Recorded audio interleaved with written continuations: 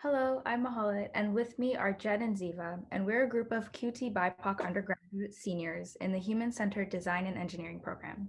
Our topic explores how students are currently experiencing colonization in HCI pedagogy. We started this project in October 2020, after a year of civil unrest and many lives lost due to ongoing racist and colonized systems. These life-changing events and tragedies push us to reflect on our experiences as QT BIPOC students in HCDE and how the connection between colonization and HCI pedagogy being something that's not explicitly or widely discussed, but reflected in different facets of classroom environment, design practices, and experience of non-white and non-US students. Throughout the process, we created these research questions that would inform our project throughout different phases. Our method started with literature reviews to shape our understanding of existing work in the field. As we pulled themes from our selected literature, we began the creation of the community cookbook. We created a 3-week study that included a week for foundational knowledge, which we called ingredient gathering, a week for using the foundational knowledge to make actionable steps to resist colonization in their learning, which we called recipe making, and the creation of a cookbook as a community where participants could iterate on their individual action items as a group and talk about their barriers that may come up. Some notable citations that greatly inspired our study method and surrounding ideas include critical race theory for HCI and bespoke booklets. You can find the full list of our selected literatures in the tiny URL or by scanning the QR code. What are HCI students currently experiencing? From our study, we learned that they are taking part in learning environments that lack representation of student body and faculty, resources created by QT BIPOC, discussions of intersectionality of their identities as designers, and explicit conversations about the disparities caused by colonization in HCI. They are also experiencing the push for apolitical solutions, which decenters the identities of designers and people who are being impacted by these designs. This includes the removal of personal experience and the preference for a technical solution over political ones.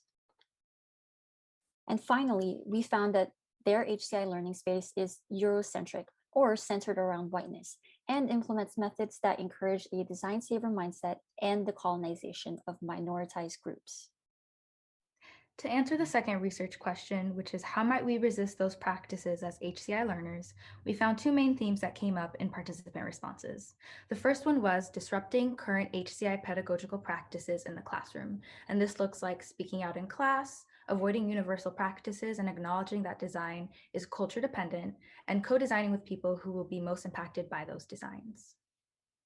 The second theme that came up was self-reflection, which looks like actively reflecting on power dynamics in class and their positionality as designers, checking their own assumptions and trying to be more cognizant of those assumptions. With opportunities to resist comes barriers. Some of those barriers identified by the participants were a lack of a safe space, systemic barriers such as unpaid internships, a burnout or exhaustion from resistance, feeling no progress, and having a design savior mindset or working with people who have design savior mindsets. Through synthesizing participant responses and discussions, we recommend the following actionable steps for these groups. With HCI students, we can reflect on personal learning journey, existing design practices, and our resting in the context of anti-racist and anti-colonialist movements. Disruption is key with faculties. In terms of explicit effort in creating spaces for conversations that focus on colonization and the colonial impact of capitalism, reflexivity, and action through decentralizing whiteness and Eurocentric standards in pedagogical materials, and actively trying to understand the student-faculty power dynamics. With institutions, we need to be receptive to changes, as in establishing HCI spaces dedicated to underrepresented students in which they feel comfortable to speak up and express themselves, developing a transparent and accountable process, and supporting compensation for classroom project participants. Through conducting the study, we learned that there's still a lot more work to do.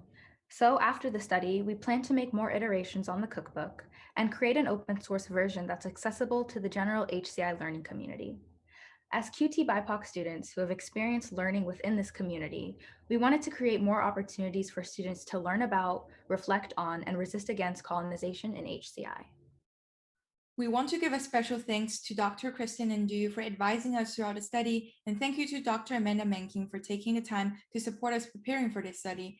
Furthermore, thank you to our participants, Margaret Endowment for Students, and HCDE DEI Mini Grant for supporting our research.